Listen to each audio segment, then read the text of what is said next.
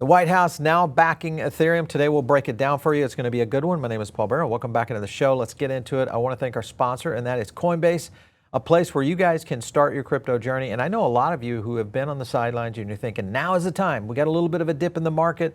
Let's get in there, buy a little Bitcoin, a little bit of Ethereum. Get into Coinbase right now. The future of money is here.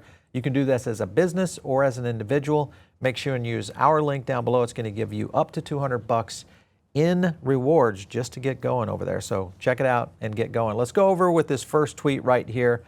Besant has come in and said, we have entered the golden age of crypto. I would agree with him. If you look at everything that's happening in the last 6 months and what's happening in the market over the last 6 months, we are in an era, I think, that is truly the next generation of not only finance, but how tech is going to be initiated. Other things that are happening, if you look at a couple of points, is this crypto project. This was Paul Atkins, the SEC chair. And he goes in, I'm announcing the launch of Project Crypto. This is a commission-wide initiative to modernize securities rules and regulations and enable America's financial markets to move on chain. This is a big deal because this is a complete flip-flop from Gary Gensler. And we're dealing with right now a complete renovation of how Wall Street is going to be done in the future, including tokenized securities, as well as many other tokenized components that'll play into this. Matt Hogan hits on this. These are the things that are really starting to brew. Atkins announcing his Project Crypto, landmark speech. Every asset being tokenized, totally agree with that. And then also JP Morgan partnering with Coinbase. The lines now between TradFi and crypto are disappearing. He mentioned this in another tweet earlier in the week that I agreed with, is that soon you won't be calling it a crypto wallet anymore. It'll just be your wallet because it's all on chain. That could happen maybe in the next 5 years. So pay attention. The markets are now starting to shift. So where will Ethereum look like in the next 5 years, next 10 years? Well, here's Tom Lee. Take a look. From a trading perspective, look, there's a lot of people who think ETH has become sclerotic. It's a stale layer one, but the reality is that ETH is a legally recognized blockchain. It's never had any downtime. I thought it was so interesting that Vitalik on the 10th birthday of Ethereum notes zero downtime. That matters to Wall Street because banks care about zero downtime. 4,000 is a line in the sand, but to me, it's just a matter of time. I think 4,000, if someone's thinking that that's like a level of resistance that represents something super meaningful, to me, I think it's paper. All right, there you go. So Tom Lee, very bullish on Ethereum. If you look at his feed over on X, you can kind of see it. First, he's going into this whole revolution, the golden age of crypto. But then he gets into some of the key things, and this kind of, backstops his whole position there in terms of ETH on zero downtime. This was an interesting chart that I thought would be good to represent. And if you go back into August of 2024, this is the correlation between ETH and Bitcoin. If you do the same math, this would amplify ETH up to, if it just gets back up to that point, this would amplify ETH up to 5,700, over 5,700. But then he goes into his bull case. Take a look at this. This is the network value summary based on all of what its potential could be. Yes, that's a 60K ETH. So that's the estimated value potential at an 18x. So, man, you look at the credence behind Tom Lee, one of the best investors on Wall Street, the guy who's been basically championing Bitcoin through its growth and its ascension all the way to 120K, now putting so much effort behind Ethereum. What does he know? I want to go to another one, and this we'll get into a clip around Cathie Wood. She also is doubling down on crypto. Take a look. For so long, people were waiting to see if Ethereum was going to catch up with some of the positive flows that the Bitcoin ETFs have had, and we're finally starting to see that. Along with some of the earnings, we've seen Robinhood, we've seen Coinbase, we've seen the success of Circle since its IPO this year. The market's focused on this.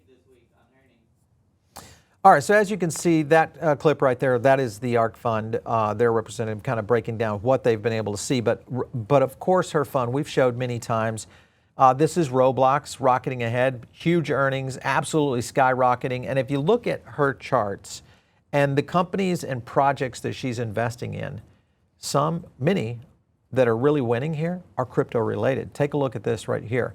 These are the holdings, 107 holdings right now. Coinbase, Roblox, Robinhood, all crypto friendly, all of which have been having absolute crazy performance. And we're dealing with a situation right now, I think, where Cathie Wood is starting to get a good picture of where the future is going to be. And a lot of it could be on Ethereum. Other points I want to get at right now, NASDAQ files their application to add staking for BlackRock. So Larry wants it, he's going to get it. And I would agree this puts a lot of pressure on general ETFs, but it also puts a lot of pressure on these tokenized treasury companies that are holding in that. They're going to have to do more to create value. And I think some people are, and some projects definitely are. But this is a big, big win for the future of Ethereum.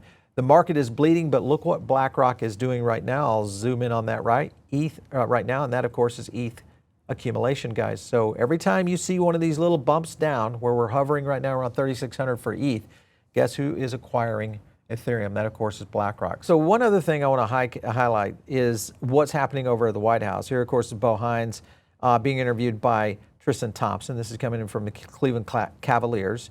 And this has a good connection, but I think the key here, as we start to see a lot of movement in the space, one of the things you have to look at right now is this crypto report. One of the key things they put in here was immediate actions. Well, immediate actions was to get into establishing a safe harbor for airdrops. So all of this ties into DePIN and infrastructure that we've talked about before. All this could be good for Avalanche going forward. I want to play a clip that kind of explains this. Take a look. Teams like the Cavaliers have millions of fans. Any Cavs fan can sign up to Cavs Rewards today. You can find it on nba.com/Cavaliers/rewards. We have free-to-play mini games within the experience, predict the over-under, the spread of the next game. The grocery partner, for example, of the Cleveland Cavaliers is participating in our interoperable loyalty network.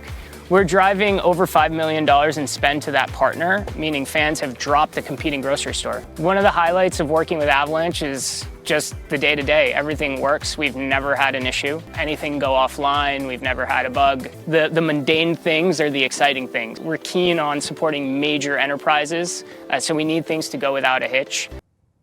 All right, so that was an ad on CoinDesk where Avalanche was kind of showcasing some of these projects out there. AAVE, though, is also a big comparison, because remember, AAVE has been around for a very long time. Everybody trusts them, and now we're starting to see new incentives being renewed for the AVAX ecosystem. So pay attention out there. We are going to see some things happening for sure. Other things that are going on is this right here. The SEC's Crypto Task Force is taking it on the road, and we're going to see these roundtables hosted in a variety of cities around the country, some of which, you know, you've got Dallas, Chicago, Berkeley. You've got an interesting date right there, August 19th. That, of course, is very tied to maybe the Ripple case being finalized. We'll see with all that. Last up, of course, I got to hit on where is Kamala Harris? Well, if you think about what could have happened in the market, you have to think about what's going on with the previous presidential candidate. She is now over on the Colbert Show saying, hey, I don't even want to get back in the system because it's broken. This is a concerning thing, because I was like, well, wait a minute. If it's broken, you should be wanting to get in there and fix it. But this is what we missed. This is how we dodged a bullet for sure.